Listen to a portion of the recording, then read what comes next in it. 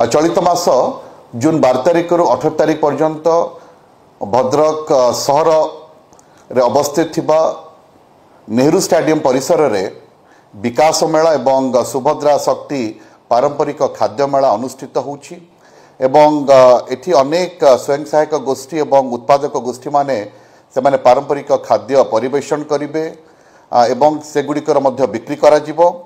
एतद व्यतीत सरकारଙ୍କର विभिन्न लोकाभिमुखी जो स्कीम्स गुड़िक रही विभिन्न प्रकार जो योजना गुड़िक सरकार करिसेंति लोकमानक पई सेगुड़िक संपर्क में मध्य प्रदर्शनी स्टॉल माध्यम से सेगुड़िक प्रदर्शन करा जिवो एवं संध्याले मध्य रंगारंग कार्यक्रम व्यवस्था करा जायछि। मु आशा करूछि आम जिल्लार समस्त जिलावासी एही विकास मेला रे निजे उपस्थित रही सरकार कार्य संपर्क अवगत हेबे एवं जेहेतु सेटा रज समय चली से रजर आनंद नेबे एवं सांस्कृतिक कार्यक्रम को भरपूर उपभोग करेंगे। आसंतु आम समस्ते मिलमिशी जिला को एक सरस सुंदर एवं प्रगतिशील जिले में रूपांतरित करवा। धन्यवाद।